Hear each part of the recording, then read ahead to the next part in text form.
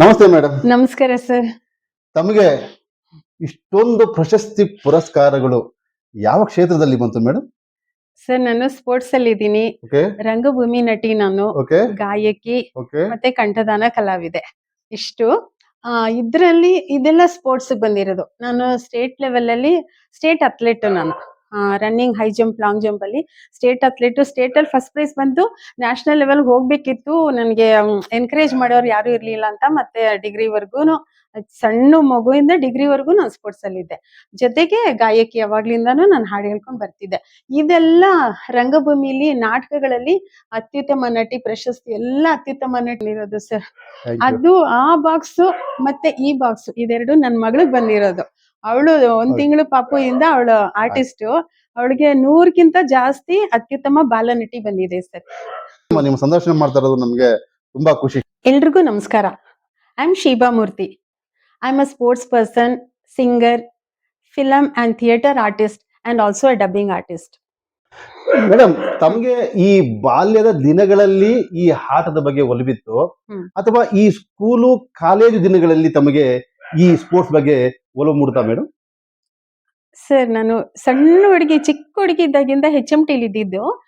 ಸಣ್ಣ ಹುಡುಗಿಯಿಂದಾನೇ ನಾನು ಈ ರನ್ನಿಂಗ್ ರೇಸ್, ನಾವು ಅಕ್ಕಪಕ್ಕ ಮಕ್ಕಳ ಜೊತೆ ಎಲ್ಲ ಆಟ ಆಡ್ಕೊಂಡು ಯಾರು ಫಸ್ಟ್ ಬರ್ತಾರೆ ಅಂತ ಓಡೋದು, ಅದೊಂಥರ ಖುಷಿ. ಆಮೇಲೆ ಬಚ್ಚ ಅಂತ ಇರ್ತಿತ್ತು, ನಾವ್ ಹಿಂಗೆ ಕುಂಟಿ ಬೆಲೆ ಆಡುವಾಗ ಅದ್ ಎಷ್ಟು ದೂರ ಇದ್ರು ನಾನು ಎಗ್ಗುರ್ಕೊಂಡು ಜಂಪ್ ಮಾಡ್ತಿದ್ದೆ. ಅಲ್ಲೂ ನಾನು ಯಾವಾಗ್ಲೂ ಸ್ಪೋರ್ಟ್ಸ್ ಅಲ್ಲಿ ಗೆಲ್ತಿದ್ದೆ. ಅವಾಗಿಂದ ನನ್ಗೆ ಸ್ಪೋರ್ಟ್ಸ್ ಅಲ್ಲಿ ತುಂಬಾ ಇಂಟ್ರೆಸ್ಟ್ ಇತ್ತು. ಆದ್ರೆ ಸ್ಕೂಲ್ ಡೇಸ್ ಅಲ್ಲಿ ನಾನು ಎಷ್ಟು ಕ್ಲೂನಿಲ್ ಓದಿದ್ದು LKG ಇಂದ 4th ವರೆಗೂ. ಅಲ್ಲಿ ನನ್ನ ಎಲ್ಲಾ sports activities, running, high jump, long jump ಎಲ್ಲದ್ರಲ್ಲೂ ನಾನು ಫಸ್ಟ್ ಬರ್ತಿದ್ದೆ.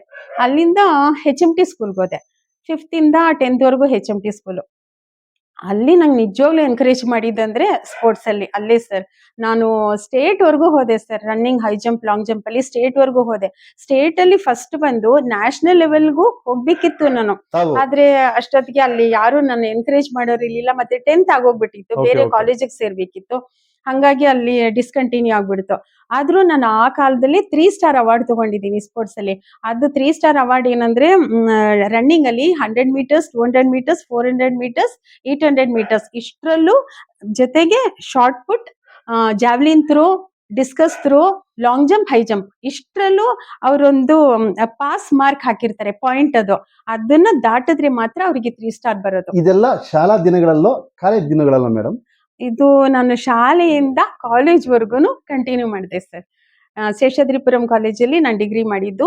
PUC ಮಾಡಿದ್ದು BL ಕಾಲೇಜಲ್ಲಿ. ಅಲ್ಲೂ ಸಹ ನಾನು ಸ್ಪೋರ್ಟ್ಸ್ ಅಲ್ಲಿ ಕಂಟಿನ್ಯೂ ಮಾಡಿದೆ. ಡಿಗ್ರಿವರೆಗೂ ಕಂಟಿನ್ಯೂ ಮಾಡಿದೆ ಸರ್. ಸಣ್ಣ ಹುಡುಗಿಯಿಂದ ಅಂದ್ರೆ LKG ಹುಡುಗಿಯಿಂದ ಡಿಗ್ರಿವರೆಗೂ ಸ್ಪೋರ್ಟ್ಸ್ ಅಲ್ಲಿ ಇದ್ದೆ ನಾನು. ತಾಲೂಕ್ ಲೆವೆಲ್, ಡಿಸ್ಟ್ರಿಕ್ಟ್ ಲೆವೆಲ್ ಅಲ್ಲಿ ಒಂದು 4-5 ಸಲ ಚಾಂಪಿಯನ್ ಆಗಿದ್ದೆ. ಮತ್ತೆ ಸ್ಟೇಟ್ ವರ್ಗೂ ಹೋದೆ, ನ್ಯಾಷನಲ್ ಲೆವೆಲ್ಗೂ ಹೋಗ್ಬೇಕಿತ್ತು. ಆದ್ರೆ ಆಗ್ಲಿಲ್ಲ ಸರ್ ಹೋಗಕ್ಕೆ. ತಾವು ಕ್ರೀಡೆಯಲ್ಲೇ ಹೆಚ್ಚು ಒಲವು ಹೊಂದಿದ್ದವರಂತವ್ರು. ಆದ್ರೆ ಈ ರಂಗಭೂಮಿ ಬಗ್ಗೆ ತಮಗೆ ಹೇಗೆ ಒಲವು ಮೂಡ್ತು ಮೇಡಮ್? ಅದು ಹೇಗೆ ಅಂದ್ರೆ ಸರ್, ನಮ್ಮಮ್ಮಂಗೆ ಆಕ್ಟಿಂಗ್, ಸಿಂಗಿಂಗ್ ಅಲ್ಲಿ ತುಂಬಾ ಟ್ಯಾಲೆಂಟ್ ಇತ್ತು. ಆದ್ರೆ ಆ ಕಾಲದಲ್ಲೆಲ್ಲ ಮನೆಯಲ್ಲೆಲ್ಲ ಎನ್ಕರೇಜ್ ಮಾಡ್ತಾ ಇರ್ಲಿಲ್ಲ. ನಮ್ಮಮ್ಮಂಗೆ ಏನಂದ್ರೆ ನನ್ನ ಮಗಳು ಅಟ್ಲೀಸ್ಟ್ ಆಕ್ಟಿಂಗ್ ಅಲ್ಲಿ, ಸಿಂಗಿಂಗ್ ಅಲ್ಲಿ ಬರ್ಬೇಕು ಅಂತ ತುಂಬಾ ಆಸೆ ಇತ್ತು. ನನ್ನನ್ನು ಮಲಗಿಸುವಾಗ್ಲೂ ನಮ್ಮಮ್ಮ ಹಾಡು ಹೇಳ್ಕೊಂಡೇ ಮಲಗಿಸ್ತಿದ್ರು. ಹಂಗಾಗಿ ನಾನು ಸಣ್ಣ ಮಗುವಿಂದ ಹಾಡುಗಳು ಕೇಳಿ ಕೇಳಿ ನನಗೆ ಹಾಡಿನ ಮೇಲೆ ತುಂಬಾ ಒಲವು ಬಂತು. ಚಿಕ್ಕ ಹುಡುಗಿಂದ ನಾನು ಹಾಡ್ತಿದ್ದೆ. ಆರ್ಕೆಸ್ಟ್ರಾದಲ್ಲಿ ಹಾಡ್ಬೇಕು ಅನ್ನೋದೇ ನನ್ ತುಂಬಾ ಒಂದ್ ಕನ್ಸಾಗಿತ್ತು. ನಮ್ಮ ಮನೆ ಹತ್ರ ಎಲ್ಲಾದ್ರೂ ಆರ್ಕೆಸ್ಟ್ರಾ ಇದ್ರೆ ನಾನು ಫಸ್ಟ್ ಮುಂದೆ ಹೋಗಿ ಕುತ್ಕೋತಿದ್ದೆ. ಅಯ್ಯೋ ನಾನ್ ಯಾವಾಗಪ್ಪ ಮೈಕ್ ಇಟ್ಕೊಂಡು ಹಿಂಗ್ ಹಾಡೋದು ಅಂತ ತುಂಬಾ ಆಸೆ ಪಡ್ತಿದ್ದೆ. ಆದ್ರೆ ಅದು ಇವಾಗ ನಾನೊಂದು ಆರ್ಕೆಸ್ಟ್ರಾ ಓನರೇ ಆಗಿದ್ದೀನಿ ಸರ್. ಆರ್ಕೆಸ್ಟ್ರಾದಲ್ಲಿ ಶೀಬಾ ಮೆಲೋಡಿಸ್ ಅಂತ ಒಂದು ಆರ್ಕೆಸ್ಟ್ರಾ ಶುರು ಮಾಡ್ಕೊಂಡಿದ್ದೀನಿ. ನಾನು ಸಣ್ಣ ಹುಡುಗಿ ಇದ್ದಾಗ ನಮ್ 5ನೇ ಕ್ಲಾಸ್ ಅಂದ್ರೆ HMT ಸ್ಕೂಲಲ್ಲಿ ಟೀಚರ್ಸ್ ಎಲ್ಲ ನಾನು ಸಣ್ಣ ಹುಡುಗಿಯಿಂದ ಹಾಡ್ತಿದ್ದೆ ಅಂದ್ಬಿಟ್ಟು ಅವರೆಲ್ಲ ಟೀಚರ್ಸ್ ಫ್ರೀ ಟೈಮ್ ಇದ್ರೆ ಸಾಕು ನನ್ನನ್ನು ಕರ್ಕೊಂಡ್ಬಂದು ಹಾಡೇಳು ಶಿಬಾ, ಹಾಡೇಳು ಶಿಬಾ ಅಂತ ಹೇಳ್ತಿದ್ರು. ನಾನು ತುಂಬಾ ಚೆನ್ನಾಗಿ ಹಾಡ್ತಿದ್ದೆ. ಎಲ್ಲಾ ಹಾಡುಗಳು, ಜೆಂಟ್ಸ್ ಹಾಡು, ಲೇಡೀಸ್ ಹಾಡು ಆತರ ಏನಿಲ್ಲ. ನಾನಿರುವುದೇ ನಿಮಗಾಗಿ ಅದೆಲ್ಲ ಜೆಂಟ್ಸ್ ಹಾಡೋ ಹಾಡುನು ನಾನು ಮಾಡ್ಕೊಂಡ್ಬಿಡ್ತಿದ್ದೆ. ಅದನ್ನು ಹಾಡ್ತಿದ್ದೆ. ನನ್ನ ಕ್ಲಾಸ್ಮೇಟ್ಸ್ ಎಲ್ಲ ರೇಗ್ಸೋರು. ಈ ಓ ಅಂತ ಕಿರ್ಚೋರು ಈ ಹಾಡೆಲ್ಲ, ಜೆಂಟ್ಸ್ ಹಾಡೆಲ್ಲ ಹಾಡುವಾಗ. ಟೀಚರ್ಸ್ ಎಲ್ಲ ಬೈತಿದ್ರು, ನೋಡು ಅವಳು ಅಷ್ಟು ಚೆನ್ನಾಗಿ ಹಾಡ್ತಿದ್ದಾಳೆ, ನೀವ್ ಎನ್ಕರೇಜ್ ಮಾಡ್ಬೇಕು, ಹಂಗೆಲ್ಲ ಕಿರ್ಚಬಾರ್ದು ಅಂತೆಲ್ಲ ಹೇಳ್ತಿದ್ರು. ಅವಾಗಿಂದ ನನ್ಗೆ ಚಿಕ್ಕ ಹುಡುಗಿಂದ ಹಾಡೋದು ಅಭ್ಯಾಸ ಆಗೋಯ್ತು ಸರ್. ಮೇಡಮ್, ಒಂದು ಕಾಲದಲ್ಲಿ ಬೆಂಗಳೂರಲ್ಲಿ ಆರ್ಕೆಸ್ಟ್ರಾ ಅಂದ್ರೆ ಅದೊಂದು ದೊಡ್ಡ ಸಂಭ್ರಮ. ಹೌದು ಸರ್. ಅಂತ ಆರ್ಕೆಸ್ಟ್ರಾಗಳಲ್ಲಿ ತಾವು ಗಾಯಕಿಯಾಗಿ ಹ್ಮ್ ಹಾಡ್ತಾ ಇದ್ರಿ. ಹೌದು. ಇದ್ರ ಬಗ್ಗೆ ಸ್ವಲ್ಪ ಮಾತಾಡಿ. ಅದ್ರ ಬಗ್ಗೆ ಹೇಳಕ್ಕೆ ಒಂದ್ ದೊಡ್ಡ ಖುಷಿ ಸರ್. ಅವಾಗೆಲ್ಲ ನಾವು ಆರ್ಕೆಸ್ಟ್ರಾಗ್ ಹೋದ್ರೆ ಹೀರೋಯಿನ್ ಬರ್ತಾರಲ್ಲ ಸರ್, ಆ ತರ ನಮ್ಮನ್ನ ಟ್ರೀಟ್ ಮಾಡ್ತಾ ಇದ್ದಿದ್ದು. ಖಂಡಿತ. ಇವಾಗ್ ಬಿಡಿ ಅದೆಲ್ಲ ಏನು ಇಲ್ಲ ಇವಾಗ. ನಾನು ಫಸ್ಟ್ ಕಾಲಿಟ್ಟಿದ್ದು blue star orchestra, Manmath Rao ಅವ್ರದ್ದು, ಇಲ್ಲೇ ಮತ್ತಿಕೆರೆಯಲ್ಲಿ ಇರೋದು. ಅಲ್ಲಿ ನಾನು ಫಸ್ಟ್ ಸಿಂಗರ್ ಆಗಿ ಸೇರ್ಕೊಂಡಿದ್ದು. ಅಲ್ಲಿಂದ ಮದನ್ ಮಲ್ಲು, ಆದರ್ಶ ಮೆಲೋಡಿಸು, ಎಲ್ಲ ದೊಡ್ಡ ದೊಡ್ಡ ಆರ್ಕೆಸ್ಟ್ರಾದಲ್ಲೆಲ್ಲ ಹಾಡಿದೀನಿ. ಅನುಪಮ ಮೆಲೋಡಿಸು, ಆಮೇಲೆ ಆಗಿನ ಕಾಲದ ಹಾ ಅತ್ಯುನ್ನತ ಆರ್ಕೆಸ್ಟ್ರಾಗಳು ಹೌದು ಬೆಂಗಳೂರಲ್ಲಿ. ಹೌದೌದೌದು. ಅವಾಗೆಲ್ಲ ಈ ತರ ಬೀದಿಗೊಂದು, ಈ ಗಲ್ಲಿಗೊಂದು ಆರ್ಕೆಸ್ಟ್ರಾಗಳು ಇರ್ಲಿಲ್ಲ ಸರ್. ಇರೋದಷ್ಟು ಎಲ್ಲ ಅವಾಗೆಲ್ಲ ಲೈವ್ ಇರ್ತಾ ಇತ್ತು. ಇವಾಗೆಲ್ಲ ಕರೋಕೆ ಹಾಕ್ಬಿಟ್ಟು ಎಲ್ಲರೂ ಆರ್ಕೆಸ್ಟ್ರಾ ಶುರು ಮಾಡ್ಬಿಡ್ತಾರೆ. ಖಂಡಿತ ಖಂಡಿತ ಮೇಡಮ್. ಇವಾಗ ವ್ಯಾಲ್ಯೂ ಇಲ್ಲ ಬಿಡಿ ಆರ್ಕೆಸ್ಟ್ರಾಗೆ. ಎಲ್ಲ ಕರೋಕೆ ಕ್ಲಬ್ ಮಾಡ್ಕೊಂಡು ಹಾಳು ಆದ್ರೆ ಮಾಡಾಕ್ಬಿಟ್ಟಿದ್ದಾರೆ. ಕಲೆಗೆ ವ್ಯಾಲ್ಯೂ ಇದೆ ಮೇಡಮ್. ಕಲೆಗಿದೆ ಸರ್. ಆದ್ರೆ ಈ ಜನ ಕಲೆಗೆ ಬೆಲೆ ಕೊಡ್ತಾ ಇಲ್ಲ ಇವಾಗ. ದುಡ್ಡಿಗೆ ಬೆಲೆ ಕೊಡ್ತಾ ಇದ್ದಾರೆ ಜಾಸ್ತಿ. ಅವಾಗ ಒಳ್ಳೊಳ್ಳೆ ಆರ್ಕೆಸ್ಟ್ರಾದಲ್ಲಿ ಹಾಡೋದೇ ಎಷ್ಟು ಖುಷಿ. ನಾನು ಸಣ್ಣ ಹುಡುಗಿಯಿಂದ ಆರ್ಕೆಸ್ಟ್ರಾದಲ್ಲಿ ಹಾಡ್ಬೇಕು ಅಂತ ಆಸೆ ಇತ್ತು. ಅದೇ ತರ ನನ್ನ ಆಸೆ ತೀರ್ತು ಸರ್. ಎಲ್ಲ ದೊಡ್ಡ ದೊಡ್ಡ ಆರ್ಕೆಸ್ಟ್ರಾದಲ್ಲೂ ನಾನು ಹಾಡಿ, ಕೊನೆಗೆ ನಂದೇ ಆದ ಶೀಬಾ ಮೆಲೋಡಿಸ್ ಅಂತ ಒಂದು ಸ್ವಂತ ಆರ್ಕೆಸ್ಟ್ರಾನು ಮಾಡ್ಕೊಂಡು 25 ವರ್ಷ ಆಯ್ತು ಸರ್ ನಾನು ಆರ್ಕೆಸ್ಟ್ರಾ ಮಾಡಿ. ಎಷ್ಟು ಬ್ಯುಸಿಯೆಸ್ಟ್ ಆರ್ಕೆಸ್ಟ್ರಾ ಆಗಿತ್ತು ಗೊತ್ತಾ ಸರ್. ಗಲ್ಲಿ ಈ ರೋಡಲ್ಲಿ ಇವತ್ತಾದ್ರೆ ನೆಕ್ಸ್ಟ್ ರೋಡಲ್ಲಿ ಮತ್ತೆ ನಮ್ದೇ ಆರ್ಕೆಸ್ಟ್ರಾ. ಅಷ್ಟು ಹೆಸರು ಮಾಡಿದ್ವಿ ಸರ್ ನಮ್ಮ ಆರ್ಕೆಸ್ಟ್ರಾ. ಇವಾಗ ಈ ಕೊರೋನಾ ಬಂದಾಗಿಂದ ಸ್ವಲ್ಪ ಡೌನ್ ಆಗೋಯ್ತು. ಇವಾಗ ಆರ್ಕೆಸ್ಟ್ರಾ ಎಲ್ಲೂ ಇಲ್ಲ ಬಿಡಿ. ಎಲ್ಲೋ ಅಲ್ಲಿ ಇಲ್ಲಿ ಒಂದೊಂದ್ ಇರುತ್ತೆ. ಮತ್ತೆ ಇವಾಗ ಪಬ್ಲಿಕ್ ಪ್ರೋಗ್ರಾಮ್ಸ್ ಎಲ್ಲ ನಾವು ಜಾಸ್ತಿ ಕೊಡಲ್ಲ. ಕರೆಕ್ಟ್ ಆಗಿ ಪೇಮೆಂಟ್ ಬರಲ್ಲ. ನಂಬ್ಕೊಂಡು ಅಷ್ಟು ಜನ ನಾವು ಕರ್ಕೊಂಡು ಹೋಗಿರ್ತೀವಿ, ಕೈಯಿಂದ ಕಲಾವಿದರು. ಕೊಡ್ಬೇಕಾಗತ್ತೆ.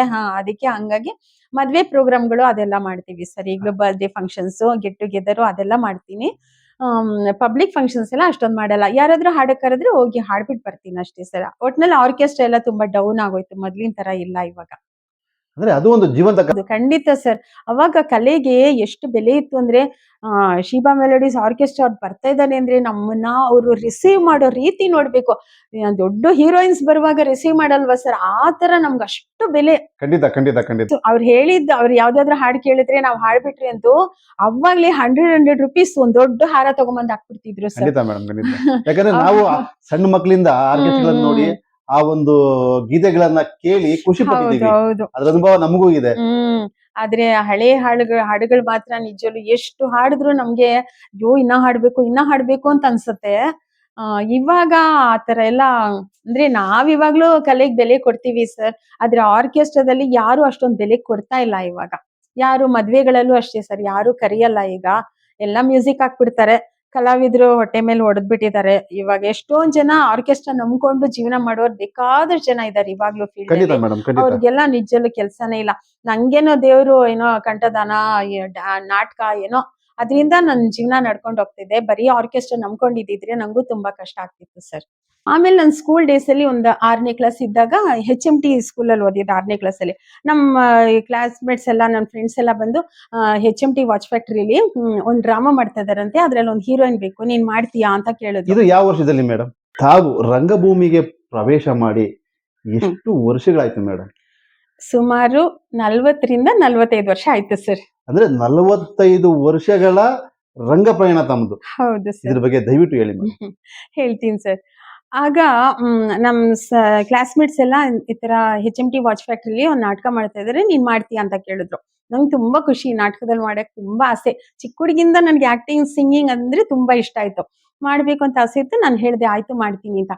ಅದು ಯಾರು ಬರ್ದಿರೋದಂತ ನಂಗೆ ಸರಿ ನೆನಪಿಲ್ಲ. ಬೇಲೂರು ಕೃಷ್ಣಮೂರ್ತಿ ಇರ್ಬೋದು ಅಥವಾ ಗುಂಡಣ್ಣ ಇರ್ಬೇಕು. ಅವ್ರಿಬ್ಬರು ನಾಟಕಗಳು ತುಂಬಾ ಮಾಡ್ತಿದ್ದೆ ಅವಾಗ. ನನ್ನವಳ ಕಾಗದ ಸರ್ ನನ್ನ ಫಸ್ಟ್ ಡ್ರಾಮಾ. ಮೇಡಮ್ ಅದು ವಿಜಯ್ ಭಾಸ್ಕರ್ ಅಂತ HMT ವಾಚ್ ಫ್ಯಾಕ್ಟ್ರಿ ಎಂಪ್ಲಾಯಿ ಅವರು. ಸಾಮಾಜಿಕ ಡ್ರಾಮಾ. ಸಾಮಾಜಿಕ ಡ್ರಾಮಾ, ಕಾಮಿಡಿ ನಾಟಕ ಅದು. ಅದ್ರಲ್ಲಿ ಒಂದೇ ಲೇಡಿ ಅದು, ಅದ್ರಲ್ಲಿ ಆ ಕ್ಯಾರೆಕ್ಟರ್ ಮಾಡಿದೆ. ಅಲ್ಲಿಂದ ನನ್ನ ಡ್ರಾಮಾ ಜರ್ನಿ ಶುರು ಆಯ್ತು. ಅಲ್ಲಿ ಅವಾಗ್ಲೇ ನಂಗೆ 500 rupees ಪೇಮೆಂಟ್ ಕೊಟ್ಟಿದ್ರು HMT watch 45 factory. years back. 45 years back ನಂಗೆ 500 rupees ಪೇಮೆಂಟ್ ಕೊಟ್ಟಿದ್ರು. ಅಲ್ಲಿಂದ ನಾನು ಪ್ರೊಫೆಷನಲ್ ಆರ್ಟಿಸ್ಟ್ ಆಗ್ಬಿಟ್ಟೆ. ಮತ್ತೆ HMT ವಾಚ್ ಫ್ಯಾಕ್ಟ್ರಿ ನನ್ನ ದತ್ತು ಪುತ್ರಿ ಅಂತಾನೆ ಹೇಳ್ತಾ ಇದ್ದಿದ್ದು. ಅಲ್ಲಿ ಯಾವುದೇ ಡ್ರಾಮಾ ಇರ್ಲಿ ನಾನೇ ಮೇನ್ ಹೀರೋಯಿನ್. ಆ ರಂಗಭೂಮಿಯಲ್ಲಿ. ಹೌದು, HMT ವಾಚ್ ಫ್ಯಾಕ್ಟ್ರಿ. ಆದ್ರೆ ನಾನು ಎಷ್ಟೋ ವರ್ಷಗಳು HMT ವಾಚ್ ಫ್ಯಾಕ್ಟ್ರಿ ಆ ಕಮ್ಯುನಿಟಿ ಹಾಲ್ ಅಲ್ಲಿ ಬಿಟ್ರೆ ಬೇರೆ ಎಲ್ಲೂ ನಾನು ಡ್ರಾಮಾ ಮಾಡಕ್ಕೆ ನನ್ಗೆ ಪರಿಚಯ ಇಲ್ಲ, ಗೊತ್ತಿಲ್ಲ. ಯಾರಿಗೂ ಗೊತ್ತಿಲ್ಲ ನಾನು ಡ್ರಾಮಾ ಆರ್ಟಿಸ್ಟ್ ಅಂತ. ಆಚೆ ಇರೋರು ಬಂದು ನೋಡಿದ್ರೆ ಗೊತ್ತಾಗ್ತಿತ್ತು. ಅಲ್ಲಿ ಮಾತ್ರ ಮಾಡ್ಕೊಂಡಿದ್ದೆ. ಆಮೇಲೆ ನನ್ಗೆ ಕೆಲವ್ರು ಹೇಳಿದ್ರು, ನೀನ್ ಬರೀ ಇಲ್ಲೇ ಮಾಡ್ಕೊಂಡಿದ್ರೆ ಹೇಗೆ, ನೀನ್ ಆಚೆ ಬರ್ಬೇಕಲ್ವಾ ಅಂದ್ರು. ಆಮೇಲೆ 10th ವರ್ಗೂ ನಾನು ಅಲ್ಲೇ ಮಾಡ್ತಿದ್ದೆ ಸರ್. ಅದೇ ಆಮೇಲೆ ನಾನು PUCಗೆ BL ಕಾಲೇಜಿಗೆ ಸೇರ್ಕೊಂಡೆ. ಅಲ್ಲಿ ದೊಡ್ಡಿರಿಯ ನನ್ಗೊಂದು ನಾಟಕ ಮಾಡಿಸಿದ್ರು. ದೊಡ್ಡಿರಿಯಾ ಅವರು BL ಕಾರ್ಮಿಕರಲ್ವಮ್ಮ? ಹೌದು, ಒಳ್ಳೆ ಡೈರೆಕ್ಟ್ರು. ಅವ್ರ ಫ್ಯಾಮಿಲಿಲಿ ಎಲ್ರು ಆರ್ಟಿಸ್ಟೇ. ಅಲ್ಲಿ ನನ್ಗೊಂದು ಒಳ್ಳೆ ಅವಕಾಶ ಕೊಟ್ರು.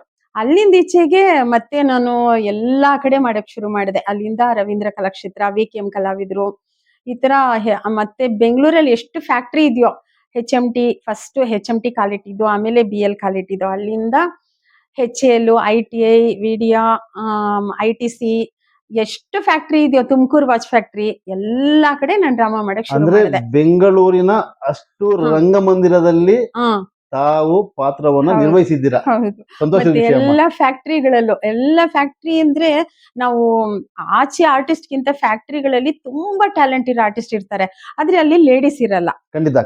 ಹಂಗಾಗಿ ನಮ್ಮನ್ನ ಆಚೆಯಿಂದ ಕರ್ಸ್ಕೊತಾ ಇದ್ರು. ಆತರ ಎಲ್ಲಾ ಫ್ಯಾಕ್ಟ್ರಿಲೂ ನಾನು ಪರ್ಮನೆಂಟ್ ಆರ್ಟಿಸ್ಟ್ ಆಗ್ಬಿಟ್ಟೆ. ಹೀಗೆ ನನ್ನ ಡ್ರಾಮಾ ಜರ್ನಿ ಅವತ್ತು ಶುರು ಆಗಿರೋದು, ಇವತ್ತವರೆಗೂ ಮಾಡ್ಕೊಂಡೇ ಬಂದಿದ್ದೀನಿ. ಇಲ್ಲಿವರೆಗೂ 3,000ಕ್ಕಿಂತ ಜಾಸ್ತಿ ನಾಟಕಗಳಲ್ಲಿ ಮೇನ್ ಕ್ಯಾರೆಕ್ಟರ್ ಪಾತ್ರ ಮಾಡಿದ್ದೀನಿ ಸರ್. ಮೇಡಮ್, ಹ್ಮ್. ತಮಗೆ ಈ 45 ವರ್ಷಗಳ ರಂಗಪಯಣದಲ್ಲಿ ಹ್ಮ್. ಯಾವೆಲ್ಲ ಪ್ರಶಸ್ತಿ ಪುರಸ್ಕಾರಗಳು ದೊರೆತಿವೆ, ಇನ್ಯಾವ್ದು ತಮಗೆ ಸಿಗಬೇಕಾಗಿತ್ತು? ಸರ್ ನಾನು ಫಸ್ಟ್ ಅದೇ ಒಂದು 40 ಇಯರ್ಸ್ ಆಗಿರ್ಬೇಕು, 38ರಿಂದ 40 ವರ್ಷ ಆಗಿರ್ಬೇಕು ಸರ್. ಫಸ್ಟ್ ಸ್ಟೇಟ್ ಲೆವೆಲ್ ಅಲ್ಲಿ ಅತ್ಯುತ್ತಮ ನಟಿ ಪ್ರಶಸ್ತಿ ಕೀಚಕನ ವಧೆ ನಾಟಕದಲ್ಲಿ ಚನ್ನರಾಯಪಟ್ಟಣದಲ್ಲಿ ಡೈರೆಕ್ಷನ್ ಮಾಡಿರೋದು HMT ವಾಚ್ ಫ್ಯಾಕ್ಟ್ರಿ ಜ್ಯೋತಪ್ಪ ಅವರು. ಟೀಮ್ ಬಂದು ತುಮಕೂರು ವಾಚ್ ಫ್ಯಾಕ್ಟ್ರಿ. ಆ ಟೀಮ್ ಅವ್ರ ಜೊತೆ ನಾನು ಮಾಡಿ ಅತ್ಯುತ್ತಮ ನಟಿ ಪ್ರಶಸ್ತಿ ಬಂತು ಸರ್. ಅವ್ರು ನನಗೆ ಅವಾಗೆಲ್ಲ ಫೋನ್ ಇರ್ಲಿಲ್ವಲ್ಲ, ಲೆಟರ್ ಬರೀತಿದ್ರು. ಇದು ರಾಜ್ಯ ಮಟ್ಟದಲ್ಲಿ ನಡೆದಂತ ರಾಜ್ಯ ನಾಟಕ. ಮಟ್ಟದಲ್ಲಿ, ಹೌದು, ರಾಜ್ಯ ಮಟ್ಟದಲ್ಲಿ ಓವರ್ ಆಲ್ ಈ ಸರಣಿಯ ಅತ್ಯುತ್ತಮ ನಟಿ. ಅವ್ರು ಬರ್ದಿರೋ ಲೆಟ್ರು ಇವಾಗ್ಲೂ ಇಟ್ಕೊಂಡಿದೀನಿ ಸರ್ ನಾನು. ಅದ್ ನೋಡಿದ್ರೆ ಎಷ್ಟು ಖುಷಿ ಆಗತ್ತೆ ಅಂದ್ರೆ. ಅದೊಂದು ಪ್ರಶಸ್ತಿ ತರ. ಹೌದು ಸರ್. ಅಲ್ಲಿಂದ ನನ್ನ ಈ ಕಾಂಪಿಟೇಷನ್ ಡ್ರಾಮಾಗಳ ಪಯಣ ಶುರು ಆಯ್ತು. ಯಾವುದೇ ಫ್ಯಾಕ್ಟ್ರಿಲಿ ಕಾಂಪಿಟೇಷನ್ ಡ್ರಾಮಾ ಅಂತಿದ್ರೆ ಶಿಬನ್ ಹಾಕೊಳ್ಳಿ ಅಂತ ಹೇಳ್ತಿದ್ರು. ಆಲ್ಮೋಸ್ಟ್ ಎಲ್ಲಾ ಫ್ಯಾಕ್ಟ್ರಿಲೂ ನಾನು ಜಾಸ್ತಿ ಮಾಡಿರೋದೇ ಕಾಂಪಿಟೇಷನ್ ಡ್ರಾಮಾ. ಹಂಗ್ ಮಾಡಿ ಮತ್ತೆ ಗಿರೀಶ್ ಕಾರ್ನಾಡ್, ಚಂದ್ರಶೇಖರ್ ಕಂಬಾರ, ಚಂದ್ರಶೇಖರ್ ಪಾಟೀಲ್, ಕುವೆಂಪು, ಈ ತರ ದೊಡ್ಡ ಮಹನೀಯರು ಬರ್ದಿರೋ ನಾಟಕಗಳಲ್ಲೇ ನಾನು ಅಭಿನಯಿಸಿರೋದು. ಹಾಗಾಗಿ ಅವ್ರದ್ದೆಲ್ಲ ಒಳ್ಳೆ ಕಾಂಪಿಟೇಷನ್ಗೆ ಅಂದ್ರೆ ಅಂತ ದೊಡ್ಡ ನಾಟಕಗಳೇ ಜಾಸ್ತಿ ಕಾಂಪಿಟೇಷನ್ ಬರ್ತಾ ಇದ್ದಿದ್ದು. ಅಲ್ಲೆಲ್ಲ ಹೋಗಿದ್ ಕಡೆ ಎಲ್ಲ ನಾನು ಅತ್ಯುತ್ತಮ ನಟಿ ಪ್ರಶಸ್ತಿ ತಗೋತಿದ್ದೆ ಸರ್. ಈಗ ಇಲ್ಲಿವರೆಗೂ 400ಕ್ಕಿಂತ ಹೆಚ್ಚು ತಗೊಂಡಿದ್ದೀನಿ. State level, national level competition ಅಲ್ಲಿ 400 ದಾಟಿದ್ದೀನಿ ಸರ್. ಆದ್ರೆ ಏನ್ ಪ್ರಯೋಜನ ಸರ್, ಗೌರ್ಮೆಂಟ್ ಅಂತೂ ನನ್ನನ್ನ ಯಾರು ಗುರ್ಸಿಲ್ಲ. ನಂಗೊಂದು ಕೆಂಪೇಗೌಡ ಪ್ರಶಸ್ತಿ ಇದುವರೆಗೂ ಸಿಕ್ಕಿಲ್ಲ. ಅಕಾಡೆಮಿ ಪ್ರಶಸ್ತಿ, ನಾಟಕ ಅಕಾಡೆಮಿ ಪ್ರಶಸ್ತಿ ಸಹ ನನಗೆ ಸಿಕ್ಕಿಲ್ಲ. ಅದು ಬೇಜಾರಿದೆ, ಆದ್ರೂ ಏನು ಮಾಡಕ್ಕಾಗಲ್ಲ. ಯಾಕೆಂದ್ರೆ ನಾಟಕ ಅನ್ನೋದೊಂದು ಜೀವಂತ ಕಲೆ. ಅದನ್ನ ನಾನು ಉಳಿಸ್ತಾ ಇದ್ದೀನಿ, ಬೆಳೆಸ್ತಾ ಇದ್ದೀನಿ. ನಾನು ಸಾಯೋವರೆಗೂ ನಾಟಕಗಳು ಮಾಡ್ತಾನೆ ಇರ್ತೀನಿ. ಅದು ನನ್ನ ಪ್ರಾಣ ಸರ್.